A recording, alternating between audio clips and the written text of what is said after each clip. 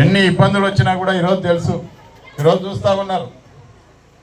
ఈరోజు నెల్లూరులో మీరు టీవీలో చూశారు.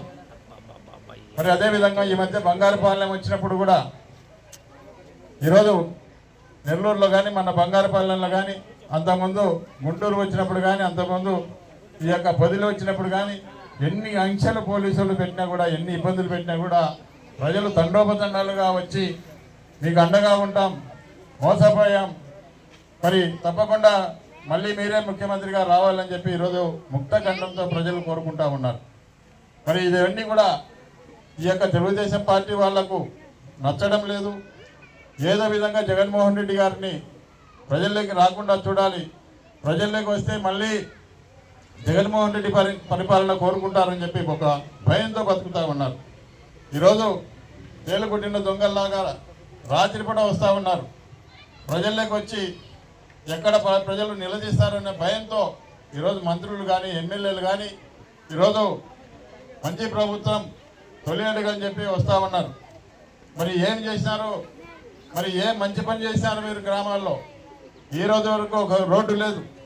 గతంలో మేము వేసిన రోడ్లు తప్ప, గతంలో మేము కట్టించిన స్కూళ్ళు తప్ప, గతంలో మేము ఏర్పాటు చేసినటువంటి మంచినీటి కొలాయిలు కానీ వైఎస్ఆర్ ట్యాంకులు కానీ పైప్ లైన్లు తప్ప మీరు ఏది కూడా ఇంతవరకు చేసింది లేదు. ఈరోజు వాస్తవాలు ప్రజలు మాట్లాడుతూ ఉంటే వాళ్ళ మీద కేసులు పెట్టే పరిస్థితి వస్తూ ఉంది. నేను పోలీసులకు కూడా ఒకటే చెప్తా ఉన్నాను. ఈరోజు ప్రజలకు రక్షణ కల్పించాల్సిన పోలీసులు చూస్తూ ఉన్నాం. ఈ మధ్య నిన్న కొల్లిగూడలో చూసాం, పోలీసులనే చంపబట్టి కొడితే దిక్కు లేదు. మరి ఈరోజు మీకే దిక్కు లేదు. మీ పరిస్థితి ఒకసారి ఆలోచన చేసుకోండి. ఎందుకంటే పోలీసులన్నా పోలీసు అధికారులన్నా వైసీపీ నాయకులకు కానీ వైసీపీ కార్యకర్తలకు కానీ ఎన్నలేని గౌరవం. మరి అటువంటిది ఈరోజు పోలీసుల మీద తెలుగుదేశం పార్టీ నాయకులే దాడులు చేసి కొడతా ఉంటే మీకే దిక్కు లేదు. మరి మీరు ప్రజలను ఏ విధంగా రక్షిస్తారు, ఏ విధంగా ఆదుకుంటారో ఈరోజు ప్రజలకు కూడా ఒక నమ్మకమే ఈ ప్రభుత్వం మీద, ఈ యొక్క పోలీసు వ్యవస్థ మీదనే పోయిందని చెప్పి కూడా తెలియజేస్తా ఉన్నా.